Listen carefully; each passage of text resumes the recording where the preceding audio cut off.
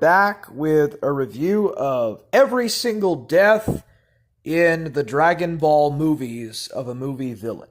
Alright, so in the four main Dragon Ball movies, none of the main characters or main staff ever dies, except for Bora and Artificial Human 8. And they are not recurring characters in Dragon Ball Z. So, with the Legend of Shenlong, or the Legend of Shenron, Bongo is basically crushed under the foot by King Gorumis, but it's done in a real cartoony manner. He's basically completely flattened by King Gorumis, or Goromez. He might have survived, or he might have been dead, or whatever, but it's hard to really tell. So going to the sleeping princess inside the devil's castle, there is the ogre Gastil, who is eaten by a sea monster.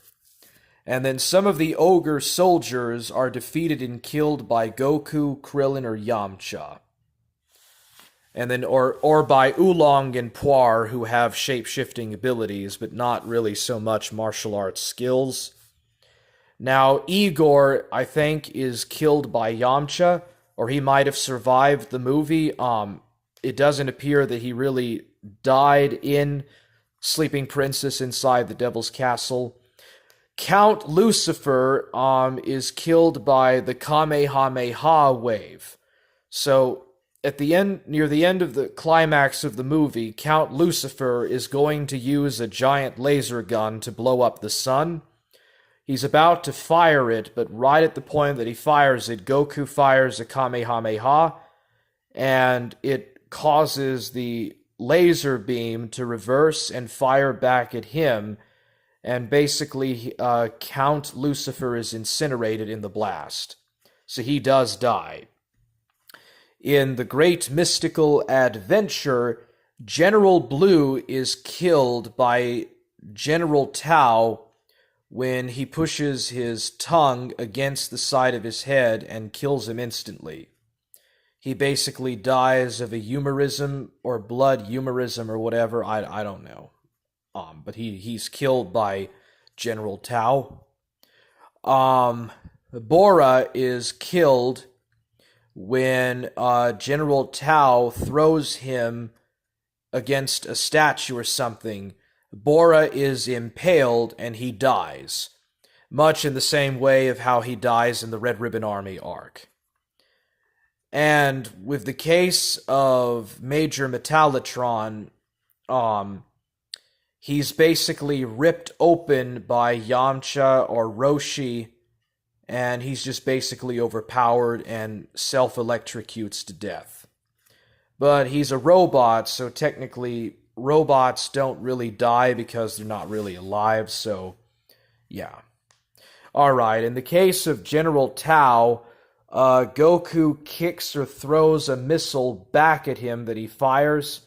So General Tao fires a heat-seeking missile at Goku. Goku and O'Reilly-chan kick that missile back, and it appears that General Tao blows up in the explosion. But it doesn't appear that this is counted as a death.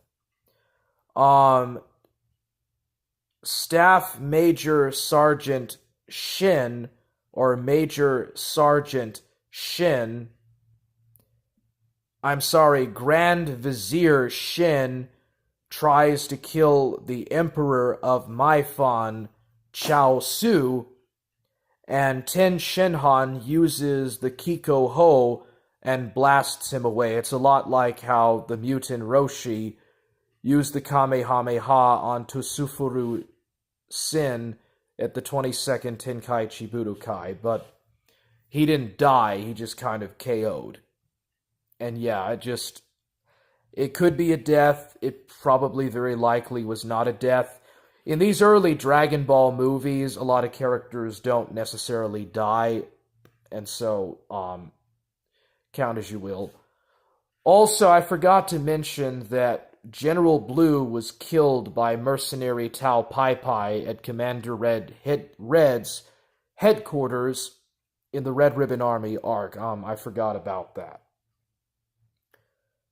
Anyways, moving on to the path of ultimate power.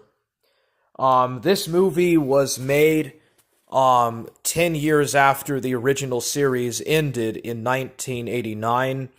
It was made when Dragon Ball GT was on the air. But anyways, Goku kills the pterodactyl by smashing it down with the Noibo.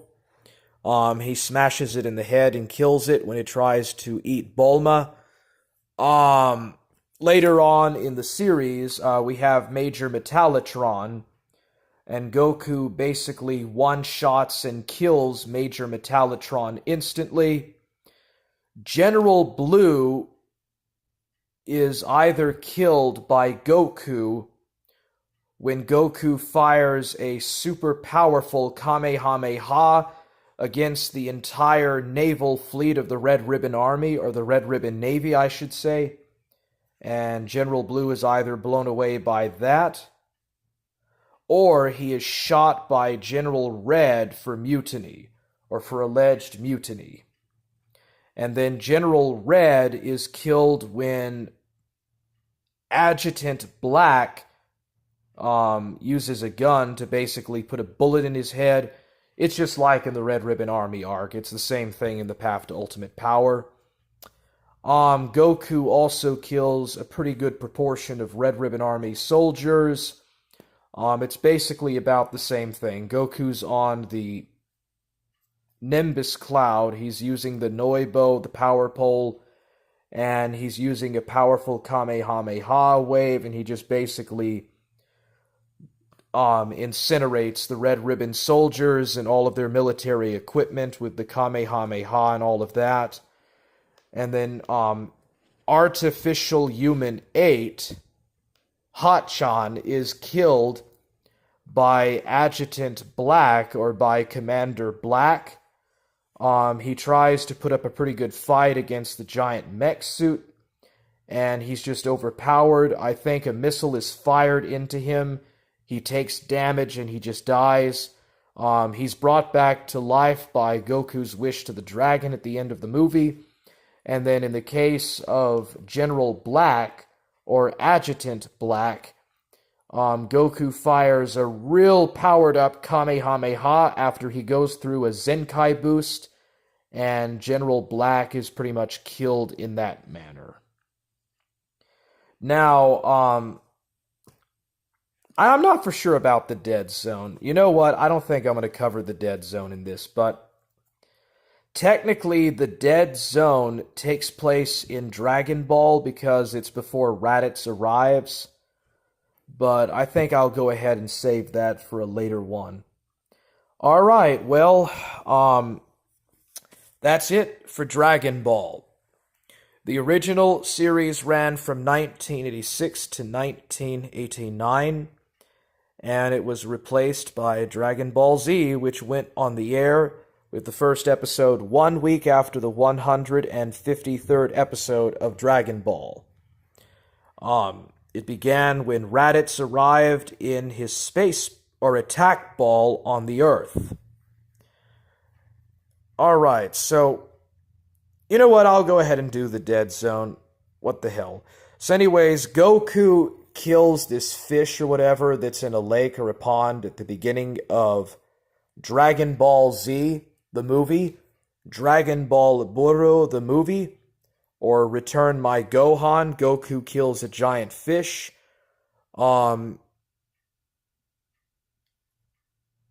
Piccolo, or Ma Jr., Piccolo Demon Jr., or Piccolo, oh yeah, well, God Sama has a flashback of Garlic.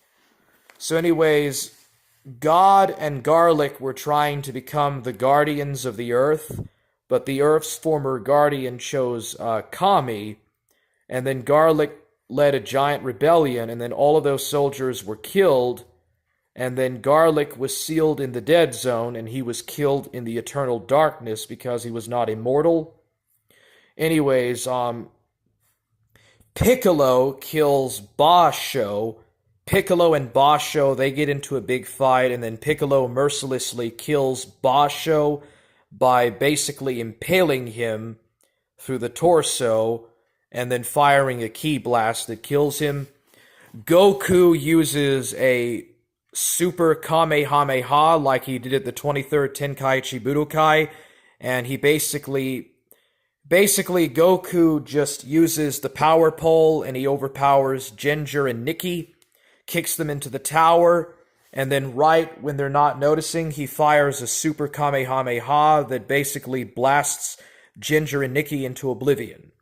Now, Garlic Jr. wishes for immortality, so he's immortal, he can never die. He's sealed in the dead zone, he comes back in the Garlic Jr. arc, but he's sealed away again, but Garlic Jr. never dies. Ever in the series.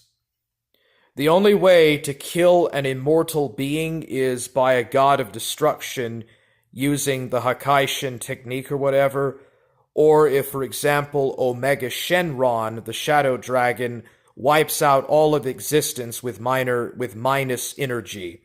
That's the only way for an immortal being to actually die, but I don't really know, to my knowledge, that Garlic Jr. ever dies, other than if the Dead Zone took place also in the future Trunks timeline, and future Zeno wiped out all of existence with infinite merged Zamasu. In that case, then Garlic Jr. was killed when he was still in the Dead Zone by future Zeno in the Goku Black arc, when merged Zamasu and the entire multiverse was wiped out of existence.